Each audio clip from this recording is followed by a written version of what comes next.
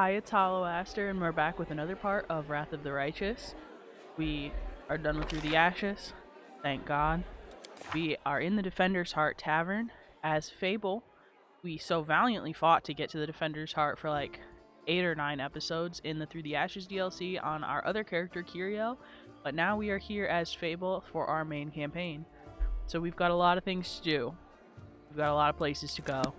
We're going to talk to a couple more people, sell some stuff, and then we're gonna go out. Watch your back. So first let's talk to Horgus, because he owes us money.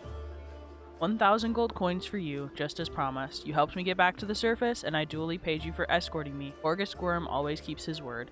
Now, speaking of future cooperation, Horgus looks at you with unvarnished disapproval, his arms folded across his chest, his foot tapping impatiently. I have a job that would be perfect for someone like you. Naturally, I'll pay generously for your services. What do you mean a job for someone like me? For an adventurer ready to sell their soul for booze and then lie down drunk in the gutter? Or do you think you're somehow different? A traveling knight, perhaps, noble of heart, but without a coin to your name? Horgus sizes you up critically, then shrugs and sighs. You seem reliable enough ally to me, and you did get me out of those mongrel caves. So why should I care what you do with your money once you got it? We succeeded a perception check. Horgus seems like one of those people who think the entire world owes them something. However, you hear a note of hysteria behind his smug arrogance. It's though he's really quite nervous, but taking great pains to conceal it. So, we can say noble birth doesn't give you the right to behave badly. I would ask that you refrain from such statements in the future. What does your job involve? What kind of reward are we talking about? Yeah, we'll say the first one. Horgus put his hands on his hips. Oh really? How impudent. No one dares tell Horgus Squirm how to address the rabble. I'll say, so what does the job involve? You shall be my bodyguard. You see, I have a good reason to return to my mansion here in Canabris. I still have, well, it doesn't matter. It's none of your business. My mansion is a breathtaking building with a large garden in the wealthy part of the city. Even before the demons attacked, every thief and fraudster in the city had tried to get inside, one way or another. I shudder to imagine the state it's in now. I have little hope that my guards were able to hold the mansion during the attack, and I expect that the servants fled when they saw the demons. Only Abadar knows what's happened there since. Therefore, I would ask that you meet me at my mansion and guard me until I complete my business there. I have already asked the local paladins for help, but they have no desire to set foot outside of this tavern. Damn the cowards and the traitors, as that's what they are. Also, please do take Camellia with you. I trust that girl more than the rest of your gang. She is of noble birth after all. What kind of reward? 1,000 gold, he replies without hesitation. We're gonna try the diplomacy again. Double the reward and I'll think about it. Oh, God. Oh, and I was one off. That sucks. It's fine. Ha, yeah, right. For that kind of money, I could hire Queen Galfrey herself to guard me. 1,000 is my final offer. Fine. Marvelous. Most excellent. Horgus's face relaxes, smoothing a few of the tense lines. I'll proceed to my mansion and wait for you there. Meanwhile, you needn't worry. I know the city like the back of my hand. But do hurry, unless you want me to lower your reward. Rude. So, we'll talk to Camellia. Camellia looks over at you, pensively toying with the snake-shaped bone amulet that dangles from her pale neck.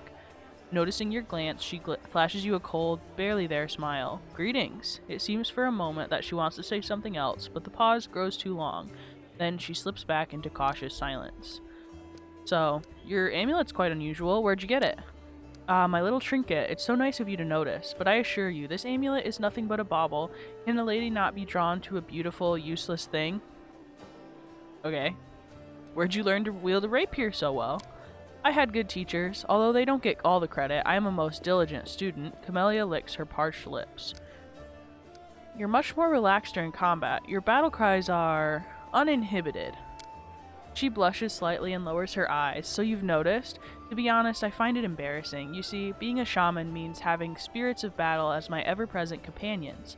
In the heat of combat, they become rather vocal. Your speech tells me that you're of noble birth? Camellia laughs her practiced musical laugh as she watches you from under lowered lashes. You're most insightful, a fine quality to have. Her laughter ends and unspoken words hang in silence. So we can say, still, I believe that being of noble birth does not give anyone the right to look down on others. Forgive me if my question disturbs you. I couldn't resist such a noble and beautiful lady. I will stop bothering you immediately if my talking upsets you. There's nothing wrong with being a noble. People are not born equal, or I suppose we all have our qualities, good and bad. I'll say still, I believe that being of noble birth does not give anyone the right to look down on others. Is that so? Well, thank you for sharing your opinion with me. So we can say, tell me about yourself. You want to know more about me than you already do? Why? Camellia arches a dainty brow. I talk to the spirits of this tormented land, and they guide me into battle. I'll help you fight the demons, and I swear that you can rely on me in this matter. Isn't that sufficient? Anyway, as much as I enjoy our delightful conversations, the spirits are calling me and I must respond. Please excuse me. Camellia turns away, watching you out of the corner of her eye. Okay.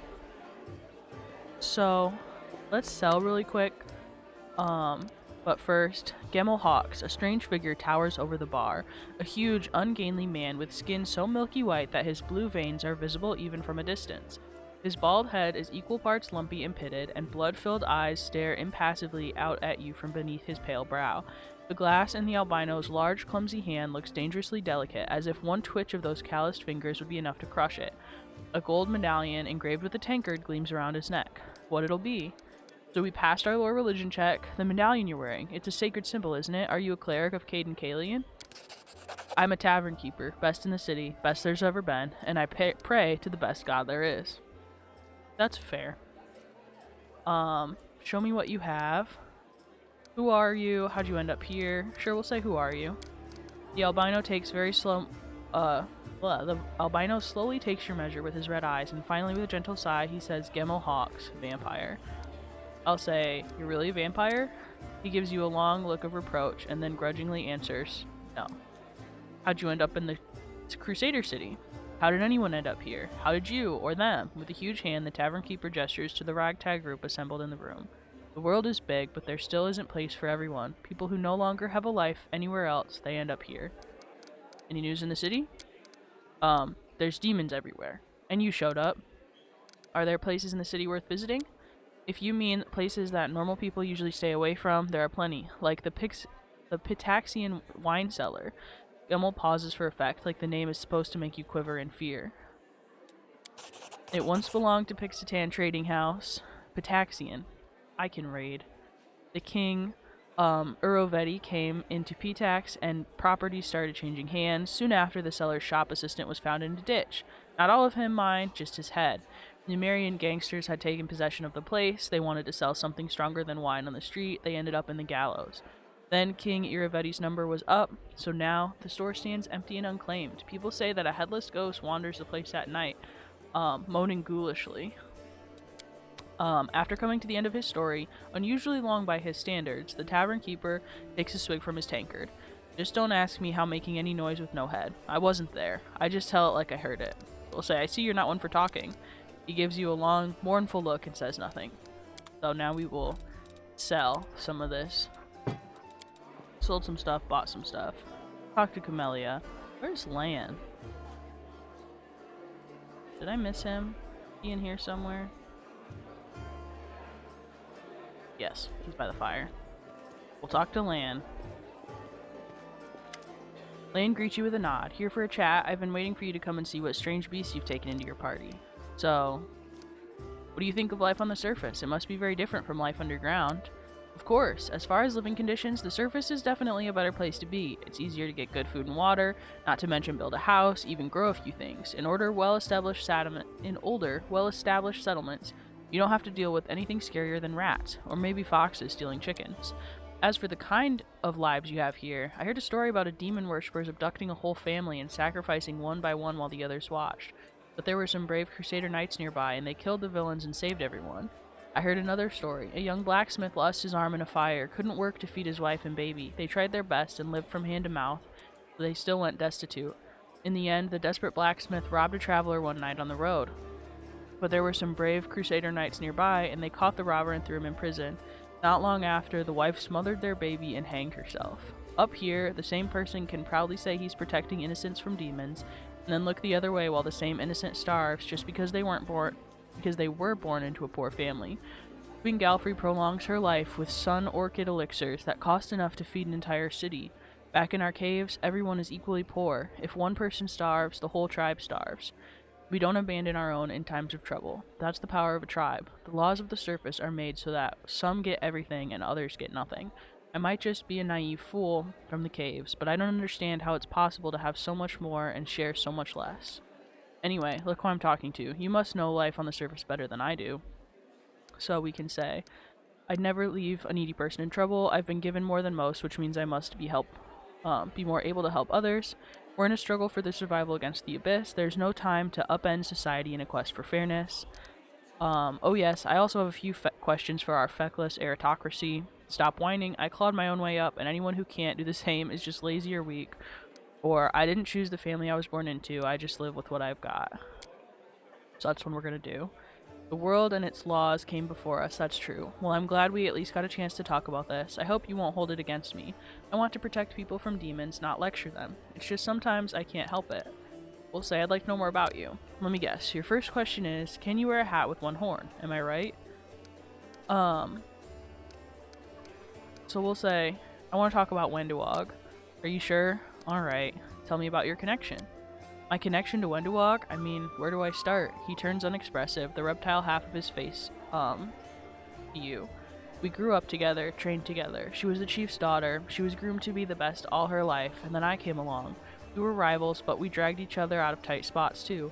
I've always been drawn to grand heroic gestures, sometimes idiotic ones, whereas Wendu liked to roam unexplored passages, finding new caves and making maps. She wanted to be a great huntress, the one who'd make it through the shield maze, but instead, he shakes his head.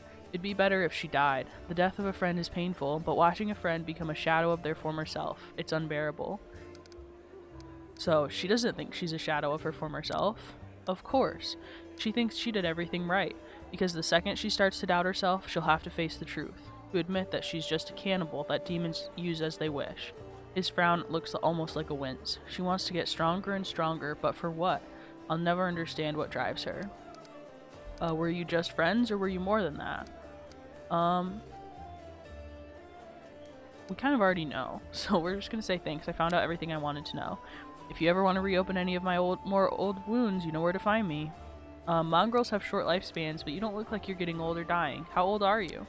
Lann chuckles. I'm as old as I look. No surprises there. But remember Saul? He's 10 years older than me. I remember him back when he was a fearless warrior, and day by day I watched him turn into an old man. Him and my father. It happens very quickly. First, you miss a shot because you didn't see the target as clearly as you used to. You think it's because your eyes are tired.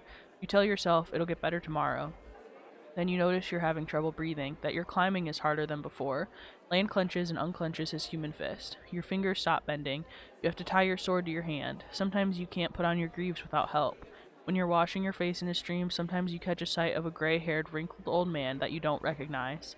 And this goes on until one day, you come across a cave beast and you realize you can't outrun it.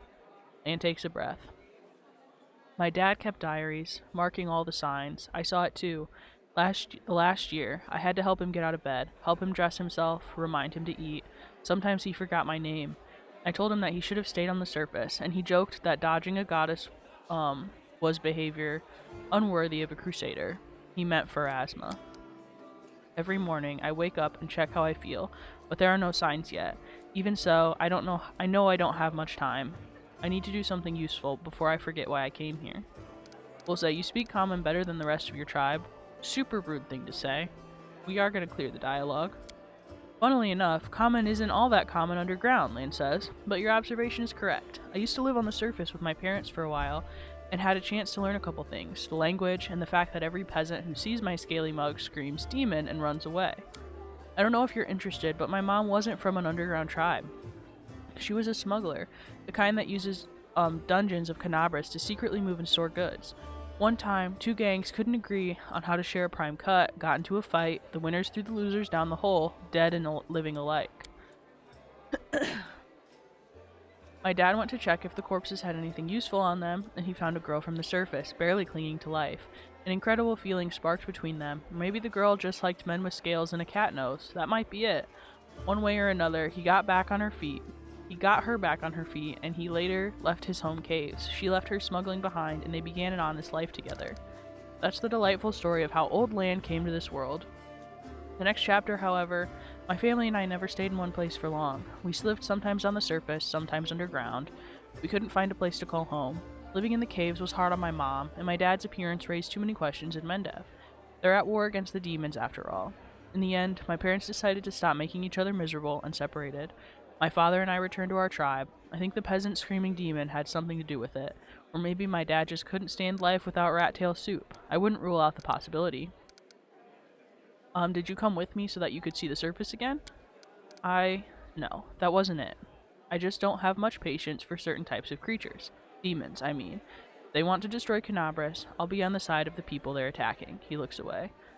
So we can say, Lann, you're my companion, and companions should trust each other. I'm counting on you to give me honest answers, not excuses. He looks ashamed. I guess you're right. I shouldn't have been so evasive. It's just that some things are hard to talk about. My family, for example. My birth, hell take me, turned out to be the great misfortune for my parents, all because I'm relatively healthy. And the best thing that came from a marriage between a cave-dwelling mongrel and anyone from the surface. A healthy child with the right number of hands and feet, no apparent defects, no missing organs or other problems. They saw hope in me, so risked having more children. They thought somehow it would be alright. A growl edges into Lann's voice. I could have had 4 brothers. The first was born 2 years after me, and died 3 years later. He didn't have a nose, nothing even remotely resembling one. He could only breathe through his mouth. Mom and Dad were afraid to take their eyes off him for fear he'd choke and suffocate on something, but in the end it was his weak heart that killed him. There was another pregnancy and birth. I pretended I was sleeping, but I snuck out of the bedroom and listened under the door. All those hours. It was very strange, but I never heard the newborn screaming. Mom moaning, yes. The priests praying. Then I dared to open the door and look inside. The priest stood very pale. One of them was holding something, a small object that fits into his palm. He asked, "Do you know what this is?" And the other said, "I think it's a head." Lann stops. So we'll say, you don't have to keep going if it hurts you. Please go on, or very moving. We'll just say you don't have to keep going if it hurts you. Hell no. I started to tell you. I'll make it to the end. You want to know why I followed you to the surface? Well, here's the reason. He pauses, exhales, and continues in a steadier voice. It turns out that this time my mom was expecting triplets. The first of the babies born in pieces. The other 2 didn't live long enough to draw their first breath. About 3 weeks later, my father took me to the caves. He didn't want to leave. I could see it in his face. But I think Mom and he decided it together. The curse my people have carried since the first crusade stood between them, not to mention 4 dead babies. An old age was rapidly taking its toll on my father. After we returned to the cave, he only lived another 4 years. So if you're asking me why I decided to go up to the surface and join the Crusaders, well, the answer is I've always wanted to. I was afraid to leave my tribe, but it always haunted me that I'd die in a world where 4 Crusaders could do nothing to stop the beast from the abyss, and the number of victims kept growing. I want to change that, or at least try to. And if changing things is too much to ask, then at least get a little revenge. The ones who are behind the world wound owe me a great debt. The lives of 4 brothers, all my mother's tears, my father's broken heart. It's a lot. It's so much that killing a couple demons won't do it for me. I want to do something real, and I'm ready to pay any price. Call it my personal crusade if you'd like. He gives you a slanted grin. I used to think that things would be better if I'd never been born, but now I think I was born for this, to settle the score. So, would you like to find your mother? No. The word flies from Lann's mouth faster than an arrow. Then after a pause, he continues.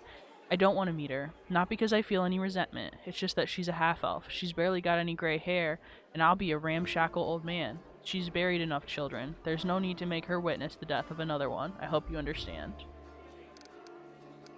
Why didn't you go up and join the Crusaders before? I couldn't abandon my tribe. I'm their best hunter. They'll have it much harder without me. But now that the demons have nearly destroyed Canabras and the caves almost collapse on our heads, sitting and waiting just wasn't an option anymore. And I'm more useful up here than I am down there. Plus, the chief let me go, which means my debt to the tribe has been paid. We can say, I'm very truly sorry. Lann smiles, this time sadly. Well then, I'm very lucky. I met someone who not only helped me choose the right path, but is happy to listen to my whining. I'll say thanks for sharing, Lann. Thanks for listening. And then we can say, so, can you wear your hat with one horn? Sure I can, but certain design don't suit me too well. Okay. You said you were prepared to risk your life to do something meaningful. What exactly did you mean? To invent a new salad and have it named after me, Lann remarks grimly, then he sighs. Truth be told, I don't know that it would be much easier if all I really wanted was to kill demons. Then a few more demons, then more demons after that. Good, honest rage and no needless brooding. I think I actually envy the warriors who can live like that. But I can't. If life's taught me anything, it's that there's no easy choices. Dying a glorious death isn't enough. Some heroes of the Crusades did that and saved entire settlements, erected the wardstones. Their actions kept the lands of Mendev safe for decades. That's what I want, for my dumb, short life to have meant something. You think I have an exaggerated opinion of myself? Some scaly freaks crawl out of the caves and want to take control of the wardstones and flaunt Iomede's banner. Any fool can charge to the front lines in demonic armies and die out there. But what good will that do? I want something meaningful, you know, even if I have to pay the price. Especially if I have to pay it. There are plenty of worthier people who need to survive this war and tell everyone else what nutcases we were. So we'll say thanks for your answers so long. Okay. A lot of talking. So let's come in here. A couple more people to talk to. Let's steal this. Let's talk to Jernaugh. A young man in well-worn traveling clothes and a simple wooden symbol of Aristil on his chest is efficiently cutting a linen robe into strips to use as bandages. Despite his visible exhaustion, he works with zeal, singing some tune about red braids and ripe sheaves of wheat under his breath. He raises his warm chestnut-colored eyes to you. Are you one of the Crusaders? Thanks for defending those of us whose talents lie off the battlefield. I'm Jernaugh, a servant of Aristil, pleased to meet you. Aristil, also known as the Old Deadeye, Stag God, is one of the oldest human gods and is still worshipped in the Inner Sea region, and is concerned with family, farming, hunting, and trade. During the Age of Creation, Aristil was among the gods who battled Rovagug when he sought to destroy Galarian, and who were eventually able to contain him in the Dead Vault at the planet's core. His religion dates back before the Age of Darkness, when small farming communities and hunter-gatherers prayed to him for bountiful harvests and successful hunts. Legends claim that it was Old Deadeye himself who crafted the first bow and gifted it to humans to overcome the challenges of the world. Even as the accomplishments of civilization mount, Aristil continues to embrace and represent the simpler pleasures life has to offer. So, we can say, what are you doing? I only took my holy orders recently. My god has bestowed a little of his power upon me, as yet. I'm sorry to say that a number of wounded fighters in this tavern is far beyond my power to heal, but there's a reason people say, have faith in the gods, but look to yourself first. I may not be able to help wound with magic, but at least I can cut up bandages. Are you from around here? No, I was just passing through Canabras. I was sailing down that old man of ours, the great Selin River, to a village named Chili Creek. I happened to land in the city on the eve of the festival, and I'm ashamed to say I decided to stay for a day to enjoy myself, but I ended up staying in the city longer than I'd bargained for. Chili Creek, where is that? It's a small fishing village. It's not even marked on some maps, but some people live there.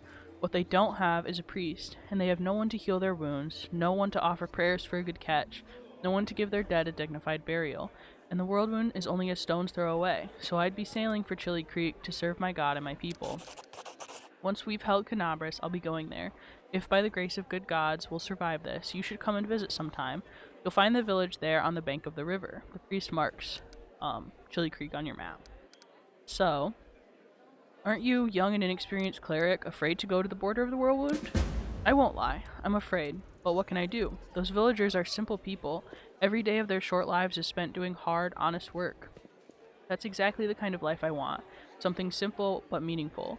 If I had centuries ahead of me like elves do, I might have spent some 50 years to travel around the world, he says with a smile. Or maybe even 100, why not? But I don't have time to spare, so I want to spend my short life in the place where I'm needed most, even if it's dangerous. Especially if it's dangerous. I could use the help of a cleric.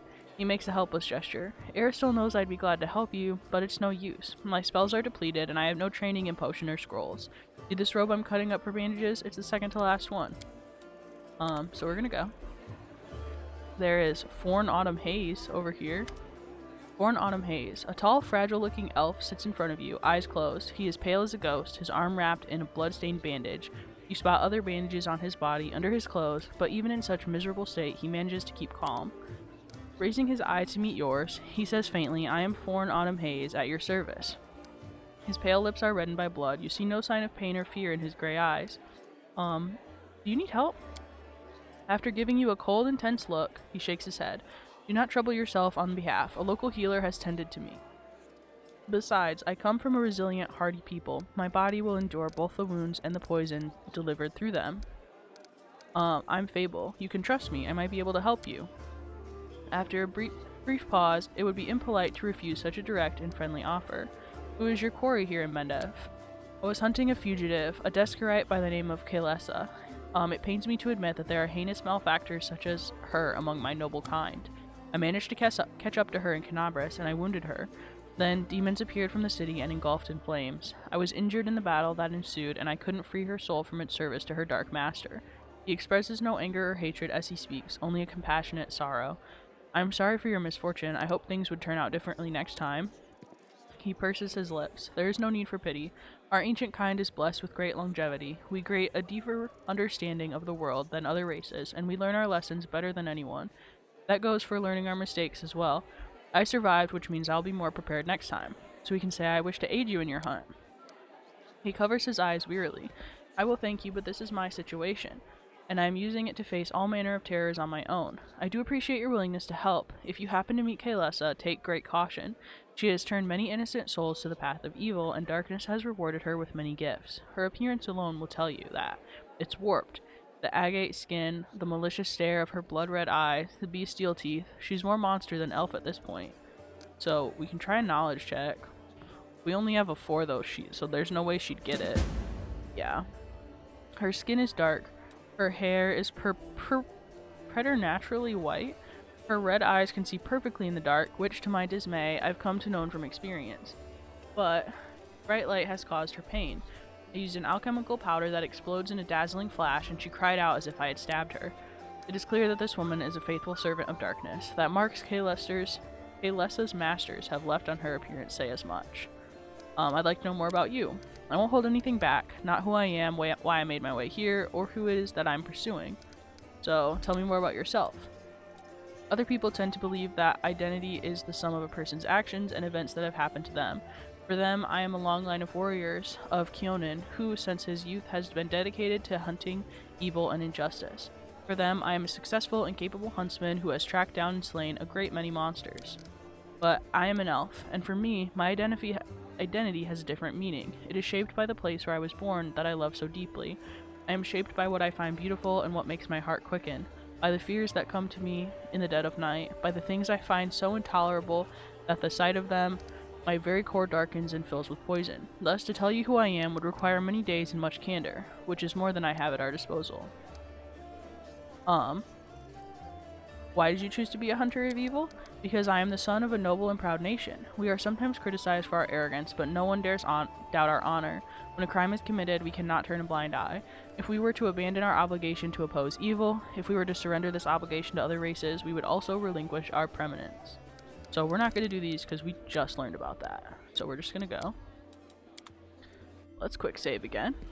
And let's go to the basement.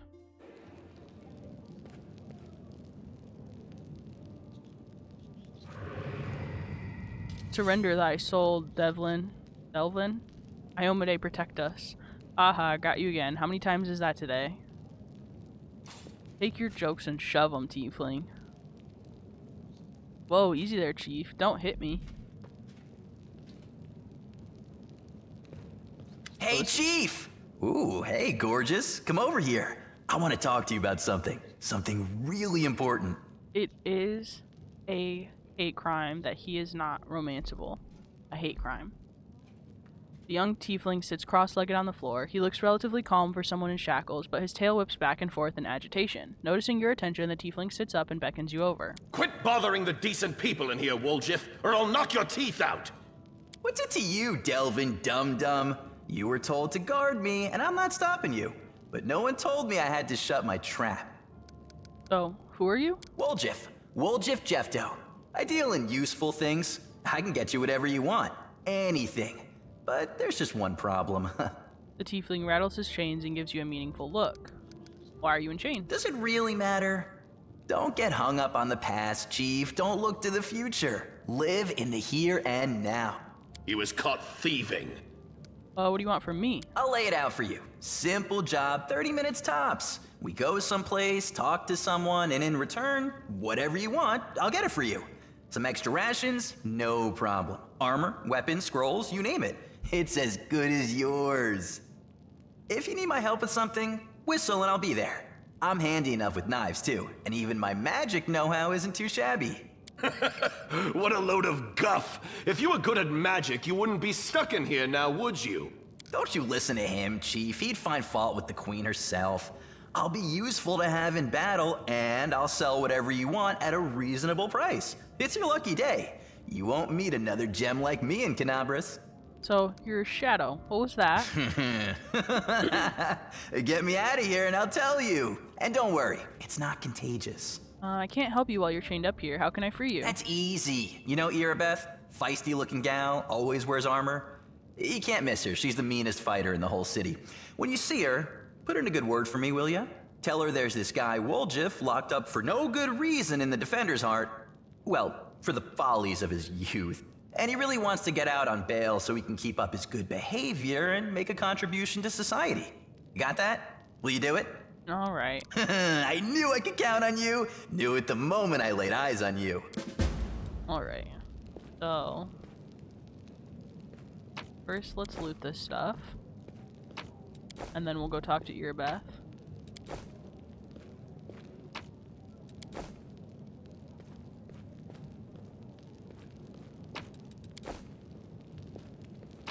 Like the guards are just like letting us take whatever.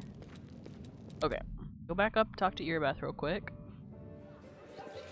Almost done talking to everyone.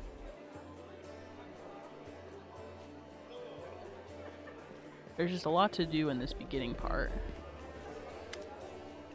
Any success? How's the city? There's a tiefling chained up in the Defender's Heart. What can you tell me about him?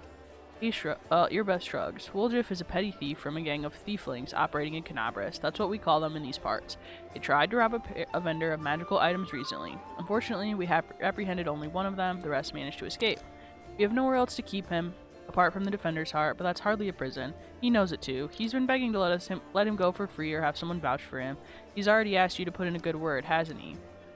She squints at you, then shrugs. You want to recruit Woljif and put him to good use, go ahead and take him off our guards' hands. We can ill afford to let our soldiers spend their day watching over a middling thief. I hope the tiefling provides useful should you decide to take him along. Okay. Now we'll go back to the basement and get Woljif.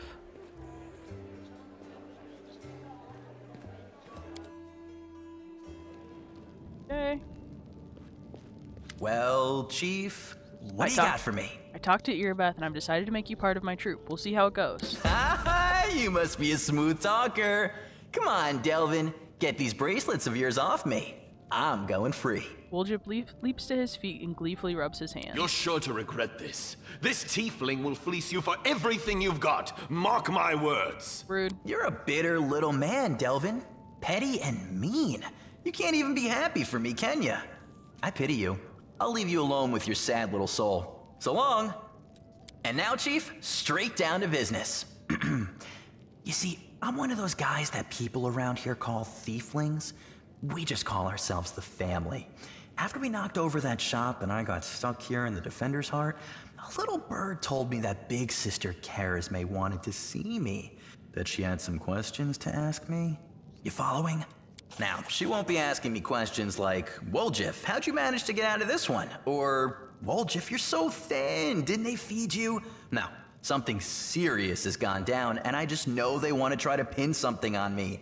I can feel it in my tail. So I knew right away that I couldn't go alone. You turned up just in time, Chief. You don't need to do anything when we get there. Just stand behind me and look mean, and I'll handle the rest. Somehow. Let's go, I'll show you the way. He's such a dork.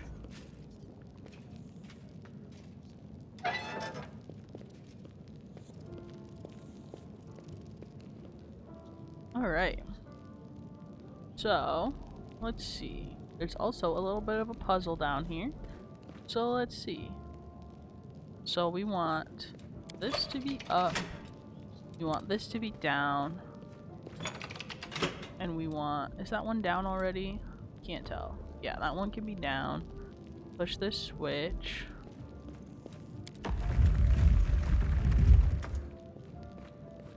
And then there's a secret room back here. Ooh, we got a headband. So first let's read this. Actually, I don't think we need to read that. But we did get a headband. Stats did that change? Hold on. Okay, charisma.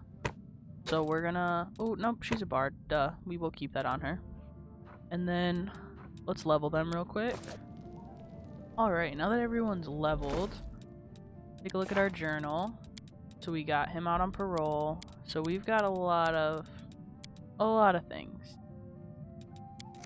So let's go back upstairs. Careful now. And I think we're ready to go out into the city for the first time.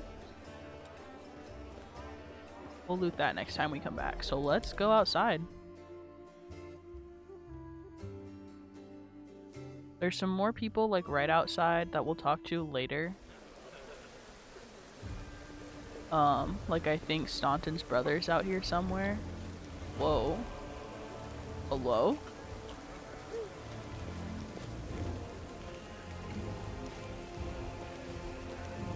Commander, look what we've got here. Are you too mad? Whatever possessed you to steal the gem golem from the Tower of Estrad Museum? Explain yourselves. We didn't steal nothing, Commander. We saw some looters dragging it down the street and recaptured it. Now this shiny fella is ours. That shiny fella belongs to the treasury. The inlay alone is worth more than the castle. Joran, see to it that no one lays as much of a finger on this golem or plucks a single gem. The same goes for you two. That text went by quick. Why don't I remember that part at all? Maybe that was just to introduce Joran to like show that he's over there. But we'll talk to him later.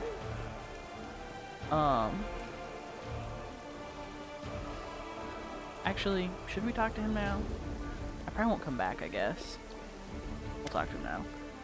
Grizzled dwarf turns his blade in calloused hands, carefully inspecting the edge. When he sees you approaching, he sets the blade aside and greets you with a nod. A new face in the city. He picked a good time to come to Knabras. As you can see, we're in need of warriors. Are you Staunton's brother? Yep, where he goes, I go. That's how we've always done it, even before the world wound. I forge the armor, he goes into battle and breaks it. He brings it back to me, I repair it and make it better than before. Everything's changed since then, of course, but that part has stayed the same.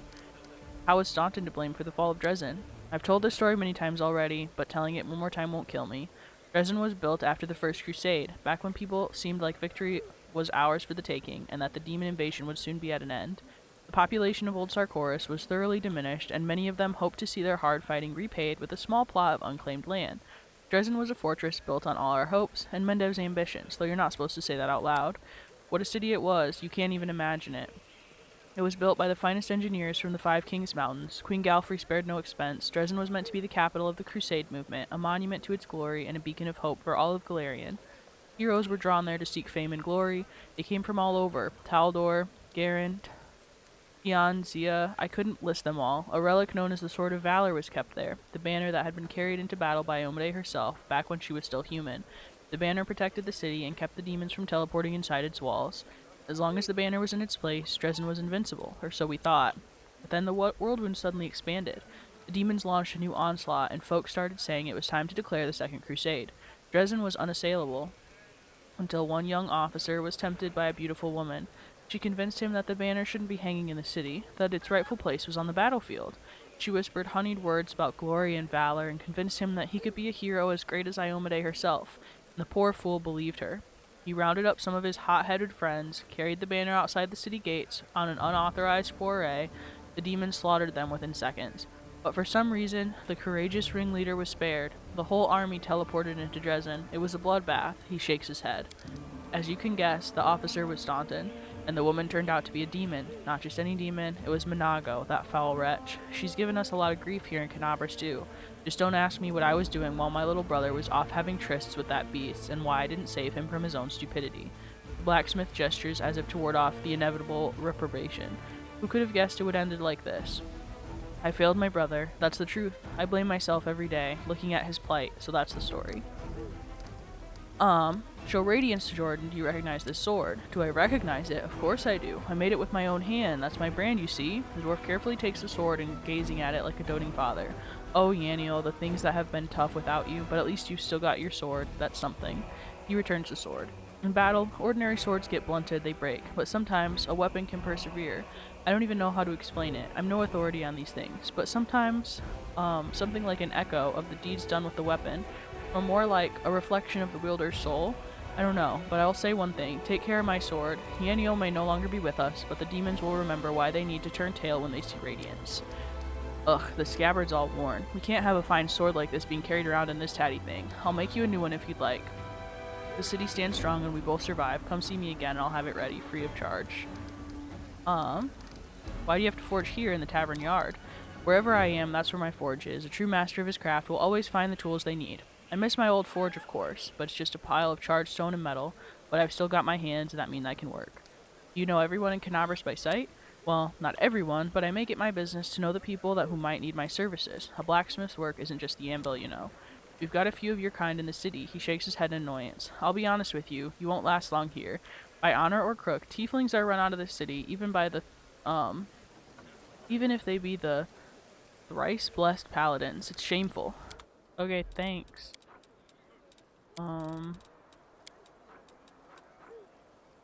Ooh, a fancy dagger. Cold iron, my masterwork dagger. Yeah, I'll be buying that. Thank you. Does woljif? Oh, he also uses daggers. Longbow. You have a cold iron rapier, I'm pretty sure, and Sela has radiance. So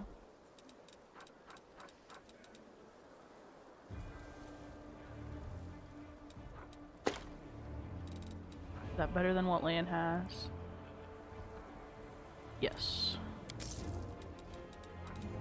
Does woljif have masterworks at least? Yes. Okay. I think that's probably good. Helmet. That's probably good for now. Okay. Well, it took a little bit longer to talk to everyone than I thought. Let's go out and get ready. But then we'll probably call it.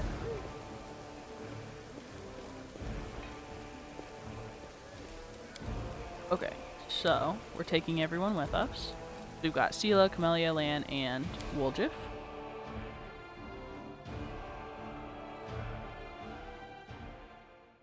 Okay, so this is the map that I was talking about. So, see, like if we were to go here, it shows the like path that we're gonna take, and it's gonna take a certain amount of time for us to get there. This is like why Anevia was telling us that we needed to like be strategic about how we go out, because if we take too long, the defender's heart could be attacked while we're gone, and then like we might not be able to get back in time. So we gotta be a little, put on our thinking caps, be a little strategic about all the stuff we have to do. So I think that's where we're gonna call this part, so that I can make a plan for the way that we're gonna go. So yeah, this part was just a whole lot of talking, but there's plenty of combat to come, and this was a nice break from all of the combat that was the DLC. So thanks so much for watching, and I will see you in the next part.